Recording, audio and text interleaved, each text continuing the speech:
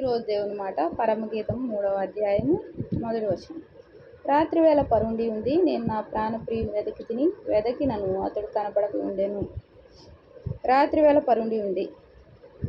రాత్రి వేళ సమయంలో పండుకొని ఎవరిని వెతకాలి?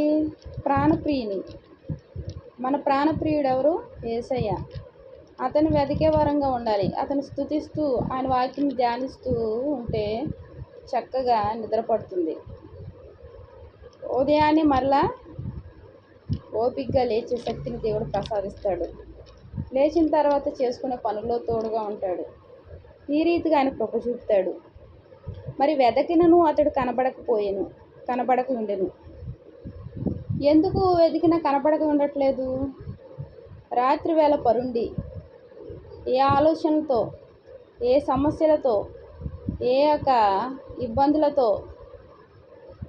మరి హృదయంలో ఉంచుకొని సతమతమవుతూ పండుకుంటే మరి ఉదయకాల సమయంలో పరిస్థితి ఎలా ఉంటుంది? లేవలేని పరిస్థితి, నిద్ర పట్టని పరిస్థితి, నీరసించే పరిస్థితి. ఇలాగ నిద్ర పట్టకపోతే నీరసం, అనారోగ్యం, రకరకాల సమస్యలు ఉంటాయి. మరి భక్తుడు ఇక్కడ రాత్రి వేళ పరుండి ఉండి నేను నా ప్రాణప్రియుని వెతికితిని. మరి మనం దేవుని వెతకాలి. నిద్రపోయే సమయంలో కూడా ఆయన వాక్యాన్ని ధ్యానించుకోవాలి, ఆయన స్తుతించాలి, ఆయన కృపను కోరుకోవాలి. మరి వెతికితే కనపడకపోవడం అంటే ఏమిటి అంటే రకరకాల ఆలోచనలు. దేవుడు ఏమంటున్నాడు? ప్రయాసపడి భారం మోసుకుంటున్న సమస్త జనులారా నా వద్దకు రండి, నేను మీకు విశ్రాంతి కలుగు చేస్తాను అంటున్నాడు. నీ పనుల భారం యెహోవా మీద మోపుము, నీ కోరికను సిద్ధం చేసి ఈ ఆలోచన యావత్తును సఫలపరుస్తాను అంటున్నాడు దేవుడు. మరి ఆ భారాన్నంతా ఉదయం నుంచి రాత్రి వరకు బాగానే ఉంటాము.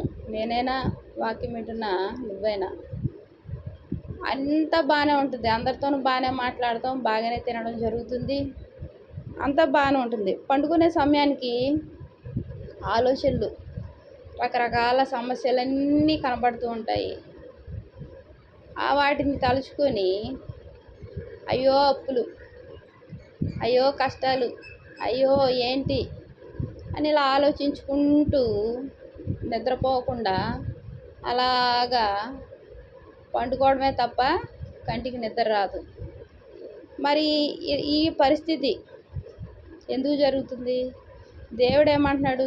నీ భారం నా మీద మోపుము అంటున్నాడు. మరి నువ్వైనా నేనైనా మన భారాన్ని ఎవరి మీద మోపాలి? ఆయన మీద మోపాలి. ఏ సమస్యను మనము దాన్ని తీసివేయలేము. మన అప్పుల సమస్య కావచ్చు, ఏ సమస్య అయినా కావచ్చు. ప్రతి ఒక్కరికి ఒక్కొక్క సమస్య ఉంటుంది. ఒక్కొక్క కుటుంబంలో ఒక్కొక్క సమస్య ఉంటుంది. అది యవనస్తులకే కావచ్చు, ఎవరికైనా ఆఫీస్కి వెళ్ళే వారికే కావచ్చు, చదువుకునే వారికే కావచ్చు, వృద్ధాప్యంలో ఉన్న వారికే కావచ్చు. సమస్య లేని వారు ఎవరో ఉండరు. మరి ఈ సమస్యలను మనం ఏం చేయాలి అంటే ఆయన మీద ఆయనకు అప్పచెప్పాలి. ఆయనకు చెప్పి మనం ప్రశాంతంగా ఉండాలి. ఆ భారానంతా మనం తలుచుకుంటూ ఉంటే మన భారం మనం మోసుకునేటప్పుడు మరి దేవుడు ఏం చేస్తాడు? ఈ భారాన్ని నా మీద వెయ్యి అంటున్నాడు. మనం ఏం చేయాలి? మన భారం ఇప్పటి నుంచి, ఈ సమయం నుంచి ఆయన మీద వేయాలి.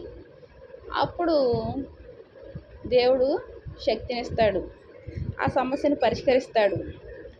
మనం దేవుని వెతికితే ఆయన కనబడే దేవుడుగా ఉంటాడు. రాత్రి వేళ పరుండి మన యొక్క సమస్యలను మనమే చక్కదిద్దుకుంటున్నట్టు ఫీల్ అవుతూ ఆలోచిస్తూ ఉంటే మరి మనకు కావలసినప్పుడు మనం వెతికిన దేవుడు కనపడకుండా ఉంటాడు. మరి ఆయన ఎప్పుడు మనకు కనబడేలా ఉండాలి అంటే రాత్రి వేళ సమయంలో ఆయన ధ్యానించుకోవాలి, స్తుతించుకోవాలి,